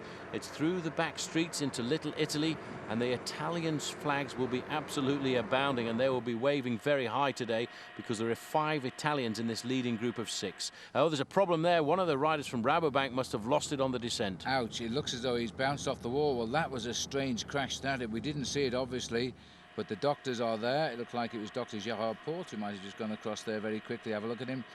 He must have just lost his concentration coming down there, but he doesn't look too... Oh, we might get a second look at it here. He's actually in the centre of the road, and he manages to get out across to the edge. But it must have been a touch of wheels in the main group there. It would have to have been just a touch of wheels for that man. Fortunately, all the other bike riders in the group missed him, and all the team cars as well. But for him, Liège-Bastogne Liège has ended inside of around about 13 kilometres to go to the finishing line. Well, that rider, in fact, was Piet Zeberg, they're telling us, and I must confess I didn't recognise him, but anyway, it's a shame because Piet is a very good finisher, but not today. Back up with the leaders now as they course the way down into the suburbs of Liège. Liège is sort of tucked into a valley. Every road out of this city is uphill. Always a fear I have when I go cycling here. It's a very tough part of the world to ride, and I must admit the fitness that I have these days, I'd much rather ride in the Flanders, because riding over here you've got some very long climbs of up to 6 and 7 kilometres. There's Standard de Liège, a very famous international soccer team. And these riders now, Phil, will be thinking in their back of their minds. You see the team management is up alongside. That's Sergio Parsani in the team car today. He's in fact a former winner of a stage at the Tour de France, and he'll be having a quick word with the guys just before they come up to this final climb of the day. And there, you want to be a team manager? Well, then you've got to learn to drive like that. And as a bike rider, you have to show absolutely no fear at all. Just don't take out your own teammate either. That's certainly not the name of the game, but he's having a continued conversation. I would say there's a plan afoot now. They are beginning to think that that bunch has done it. They're not going to get back. Now they're going to have to put in their next plan. And what would it be with Mappé? One of them, I'm sure, will try to attack here. And if he gets caught, they've got the other one in reserve to form a counter move. Well, that's good. 5 miles to go, 8 kilometres, and they now have a 1 minute 13-second buffer over the main field. I think I would be fairly confident in saying right now, Phil, that the winner of Liège-Bastogne Liège is going to come from one of these 6 riders right now. Advantage very much on the slopes of the Mappé team, because they are 2 against the rest. They can play their cards properly, but very often when you are in the superiority, you make mistakes, you get overconfident. Paolo Bettini just had a quick chat at the back with his team management there to decide what they felt the tactics should be over the next kilometre or so. They are around about 2 kilometres now away from this very sharp bend. In fact, the referee is being pushed further forward, so maybe there's been a move in the main field behind and they have cut that advantage down quite quickly. I doubt if that's going to be the case. The team management is still there, the team cars are still there. You see the Italian flags. Yeah. We are actually here in the heart of Belgium, but this is the area where a lot of expatriate Italians live, so that's probably why the race organisation decided. There's a problem at the back as well. That's Spezialetti, I think, who was in the leading group before. The chaser, asked the lawyer. He was in that little group. He never got up there, but he's got a back wheel and a slow change. Forget it now, because these boys are absolutely flying. And there's 6 of them here heading up towards the climb that Paul fears, and surely is going to be the deciding climb today as we head up towards the slopes of the Côte de Saint-Nicolas. Incidentally, nobody playing at Standard Liège there today, Paul, because they're playing away, apparently, somewhere else in Belgium. I wonder if they'd organised that so that they didn't have too many sporting events here on the same day. Now, right at the end of that long straight, you can see the right-hand bend. It really is difficult because you hammer along this road at around about 28 miles an hour. They're going to take the right-hand bend just now. They've got to change to the complete other end of the cluster, and you're almost dead stop. 1.2 kilometres, 12% grade. 10% average, so it's fairly consistent all the way up. There, Bettini's in a pretty good place, but watch out for Matthias Kessler in the pink jersey of Telecom. He looks very confident. He's got the lead. He doesn't want the lead. Look, he's zigzagging over the road. He's trying to shake Bettini to come round him. Basso is poised in a perfect position. So too Garzelli. They've got Kodol boxed in. I don't think Celestino on the back has a lot left there. Looking down, didn't see anybody on the counter, but look, somebody's gone there. One of the Mappé boys is gone. Now, it may be Garzelli who's gone. I think it's Garzelli. He was sitting further back. Everybody was watching Bettini, and this is what I feared, that Bettini would be the marked man. So this is exactly what Mappé decided to do. They've launched, in fact, it looked like Bettini was chasing his own man. Well, what is going on? Bettini's caused the reaction to chase down. He's come right up alongside Garzelli, and I think if we could just look around, he's shaken off the men. He's opened the gap. 2 Mappés, both clear. Incredible. He's unbelievable. For a moment there, if I'd been his teammate, I wouldn't have been too happy right now. But now you see Garzelli knows 3 guys here have been dropped. Ivan Basso must be the man in the white jersey caught in the middle in no man's land right now, but Garzelli is going to absolutely bury himself for his teammate. The fact that Bettini came across there so easily shows that he is in good form. He has got the good legs. They're coming to the steepest part of the climb right now. These corners, Phil, really do dig deep into the thighs. Now Bettini taking over. I wonder if he'll try and stay with his teammate as they head up towards the summit of the Côte de Saint-Nicolas. From the summit, there are 4.5 kilometers to go to the finishing line, but these corners are so steep, and there are 2 more to go before the summit. 2 Italians on the same team climbing up through Little Italy. The crowd are loving every minute.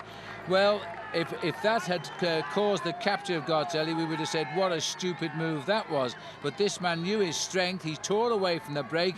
Garzelli, he must have spoken to Garzelli, because Garzelli knows he was there, seemed to expect him arriving, and has got on with the job of pacing him. That was pre-planned, it would have to be. There's Ivan Basso. He's around about 6 or 7 seconds in arrears, but certainly this is a great squad, the Mapei squad. I think the important thing is that they are all a bunch of friends. They all enjoy working and riding together, and that really gives you the force of a very strong group. That was obviously pre-planned. You can see there, in fact, the group of 3 are slowly edging their way up to Ivan Basso. I think Basso has got himself a good move. Those other 3 look a little bit cooked to me now. They're hoping they can get over the top and hang on for 4th, 5th and 6th. Basso is still persisting, and judging by the way he was going there, I think rather annoyed with himself for allowing such a move to do a 1-2 by Mapei to put him on the defensive. But Basso is the only one I think can catch now. These are the 3. There is Basso just peeping into our picture, and just ahead of him will be the 2 leaders. Well, a great revelation for me there is Matthias Kessler riding very well, setting the tempo. He hasn't panicked. He's not tried to really jump across the gap as quickly as possible, setting a cool pace to make sure he doesn't lose too much time. These 2 now, Phil, are over the summit of the climb. A little bit of fatigue now showing in Garzelli, but he set an unbelievable tempo. And as you can see, we've gone over the Sommet de la Côte de Saint-Nicolas. Look at the face on Garzelli, not quite as relaxed as it was a few moments ago. And Bettini has taken over command of the duo on the front of the race. Little bit of cobbles now. They throw everything in at Liege, Bastogne, Liege in the last 4 to 5 kilometers. This little false flats, and now as we rush over the top, they're swapping partners. Well, this is everything or nothing now for the 2 Mapei boys. They've taken their chance well. There's their gap. 14 seconds, 3 miles to ride. And watch this right-hander. They've fallen off on this one before today, but they're round quite safely. And Garzelli clearly has recovered as well. Good situation to be in, because there's not going to be any jockeying for position at all. They're both from the same team. The turns they will do at the front will be 100%. No saving back 5% to try and hold the back a little bit in those legs for the sprint at the end. It's absolutely everything has to go towards the success of this breakaway. It's a great situation to be in, and that's why these 2 men, I feel now, will be 1st and 2nd in Liège-Bastogne-Liège, because they are opening up the gap all of the time. It's a long way back down the road there to Ivan Basso. Phil, there he is. He's still surviving, but they're right on his tail. Kessler has done a great job. Well, Kessler is flying the flag for Germany and Telecom here, and having to fly it alone because he's under terrible pressure from the rest. 4 kilometers to go. These 2. Now look at the crowds here for this classic. This is a wonderful classic, the oldest classic in the world, and the Italians are living in what appears to be their playground again here, because they have done so well. The winner 2 years ago, Bettini, here is still in. He went on when he won the race in Liège in 2000, by the way, to win a stage in the Tour de France. He also made a 4th place in San Sebastian, another World Cup race. Garzelli, no such luck for him yet, but he is a great winner. He's won World Cups, he's won the championship of Zurich, and he's got 5th in Milan-San Remo last year as well, but no form this year, but I think that just got changed. These guys are absolutely flying. The turns they're taking at the front are unbelievable. They're going along here. This is a very tough part of the course, by the way. I think both you and I have ridden it in the past. Not quite as fast as these guys, who right now are touching 50 kilometers an hour, 31 miles an hour. This is the 3rd place rider on the road, Ivan Basso, but right on his tail, not very much. In fact, right on his tail now is Matthias Kessler. We have a 4-man chasing group. Kessler has done a very good job. No panic at all. The gap we're getting is 18 seconds and 25 seconds, but that has just changed right in front of our very eyes, because the situation on the road is 2 leaders, both from Mapei. Garzelli in 1st position here, and Bettini, and then 25 seconds behind a 4-man chasing group. In the year 2000, Paolo Bettini was on the same team as Michele Bartoli, and he's gone here. He's gone to the front with a rush. I don't think it was an attack. I think it was just a lift of the pace because Garzelli picked him up. But as I was saying, when he won the Classic 2 years ago, he was on the phone straight away to tell his best mate, Michele Bartoli, that he'd won Liège-Bastogne-Liège, which Bartoli had already won previously. They're not such good friends now, and Bartoli's struggling again now on a different team. But look at this now. At worst, he's going to finish second. Well, he's absolutely hammering along. You know, there's still a very long drag up to the finish line, around about 1.5 kilometers. But the way these two men are going, you're going to have to be a super champion. Don't worry about looking back, Stefano Garzelli, because there's a huge daylight between yourself and the chasing group of 4. These men have got nothing to worry about right now except sharing turns at the front and keeping their advantage over that chasing group of 4. Very rarely have I seen, Phil, at the end of a Liège-Bastogne-Liège, the last few kilometers being ridden so hard and so fast. A road this wide, though, Paul, can feel so lonely, but not when you know you're firing, that you are pulling away from the race. We're looking at first and second now. There's no way that that chase is going to get up because they are fully committed. There's every chance that the next group will pick up the chase group and they'll come in and sprint it out for third place. Basso, as far as we know, is still clear on his own. Bettini coming to the front right now. He's going around this corner very shortly. They will come up to what is known as the Côte d'Anse. It peaks out at 15%, but this is the last real run up towards the finishing line. It's 1.2 kilometers, and I tell you what, when you look up it, it looks like a brick wall in front of you. Garzelli looks the weaker of the two right now, but he's done an awful lot of work in that breakaway, Phil, during the afternoon to try and make sure that it has been a success. A quick look over his shoulder there, and he will now see that it's probably still about 40 seconds, and in fact it must be more than 30 seconds, because the team car with Sergio Passani has come in there to give these guys some information. Okay, guys, calm down a little bit now. You've got it in the bag. There's no problem. We're going to get first and second, but just keep working nice and steadily. Don't blow up right now, because this is a very tough. There's the Flamme Rouge, the red kite. They're just outside 1,000 meters to the finish line. Now, what are they going to do? Are they going to sprint? Are they going to try and make a dead heat? Who knows? They're now riding virtually side by side. No, Bettini has dropped back a little bit. They both look as though they deserve the victory. Garzelli has given his heart to this one. He has made so much effort to keep Bettini with him all of the way. And Basso has gone back here. So Basso has been picked up by Kessler as he has been caught. That now is all good news for these two. They're still not moving as quick as the two breakaways who took the chance. It's been a lovely breakaway, this, not one you've wanted to be in, really, because you've had to work your heart out to keep it clear. The main chase has never really been out of touch, but they haven't been able to close the gap either. Here's the main chase reforming now at the back of the field. That's Mario Ertz on the back there, wearing number 11.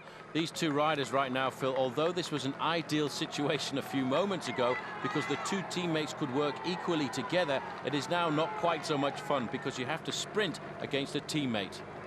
Well, somebody has to lose, and when you have efforts and you see efforts like this, it's always sad when there has to be a rider finishing second. The odds I would put in favour of Bettini. He's always been a very good sprinter, especially from one-on-one. He's not a big bunch sprinter, but he's very fast when he comes to a small group. And Garzelli here, who's done all of the work, almost as if he's tried to help Bettini win this race and put him in the high rankings of the World Cup this year. He's doing all of the work. He caused the breakaway. He seemed to be expecting Bettini to join him. He didn't seem annoyed, and he came across on his own, which was fair enough. And now it is a one-on-one. Mappe have been in this situation many times before, of course. Today is not an exception for them.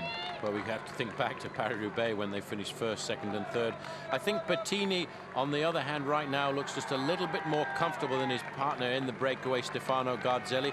Garzelli worked very, very hard. He really pulled himself inside out on that climb there, the Côte de Saint-Nicolas. I'm not sure if they will have made an agreement, but if it did come down to a straight sprint between the two of them, I'd have to give the advantage to Bettini anyway. But you know, right now, these two men, they are in fact starting to suffer. They know they've got the victory. They've got it. Look at this. In fact, I think, look at this. Congratulations, well done. Mappe 1 and 2, and I think Bettini will be the man first across the line. So this is the last corner. They've shaken hands at the encouragement of Bettini. They're going to go side by side and sprint it out, I do believe. Well, they're not quite side by side. Bettini is is no slouch when he comes to sprinting from the back. He just took a little deep breath in the slipstream. It's all over now, second time within 3 years, 2000, 2002, a double-handed salute today, and Bettini the first to salute his teammate for the brilliant riding over those last few kilometres. And I don't know how he did it, but Basso's got away again, and he's well clear of the group, so he has earned his third place today as well, coming in around about 15 seconds back. Celestino, best position he's had for a couple of years in a World Cup race, and he won a couple a few years ago, and that means Massimo Codol getting fifth, far and away his best place, Paul. And this is Kessler, sixth of the breakaway of 6. Stand by now for the big bunch sprint, and there's quite a few riders back there. A lot of riders going to come charging up to the finish line. There's Francesco Casagrande on the right-hand side. The sprint here must go to Peter van Petegem in the middle there, but in fact looks like David Rebellin is moving down the outside. Well, this will be a great result for Peter van Petegem. We see him in the other side of Belgium doing so well in the Tour de Flanders, etc. But this is a hilly race, not seen as his speciality, but there he comes on the right. He survived the hills, and now he's back to what is his speciality. And so over a minute has ticked by as he crosses the line in 7th place. Casagrande producing a good sprint ahead of Rebellin, and I think it was Alexander Vinokurov there which would complete the top 10. Well, there he is, Paolo Bettini. He was over the moon 2 years ago. He's still pretty happy this time around. The winner of the World Cup, Liege, Bastogne Liege. A 1-2 for Mappe. They're back in the big time of one-day races again. The Italians continue to rule the year 2002 in the World Cup events. They are doing so well ever since Mario Cipollini sent them on their way in a victory in Milan-San Remo. Look at this marvellous crowd in Belgium. They really do love their cycling, be it the Ardennes or be it the Flanders Reef. Thumbs up all round here. This is how he did it. Shook his hands of his teammate and then jumped him in the sprint and took the win. The time for the day, 6 hours 39:44. Same time for Garzelli, 15 seconds back. Ivan Basso, 23 seconds back. Mirko Celestino, 28 seconds to Codol, 35 to Kessler, and then the field coming in at 1:03. And there weren't that many of them at all. So on the podium, flowers all round. A Fassa Bortola rider completing the top 3 in Ivan Basso, who's ridden well before in classics. There's the confirmation of that result. Bettini can now relax and face up to the Grand Tours. He's got his World Cup win. Garzelli looking good for the upcoming Giro d'Italia. George Hincapie finishing in 20th place, and Lance Armstrong tailing off in the end. Hope you've enjoyed the coverage. For Paul Sherwin, I'm Phil Liggett saying so long for now.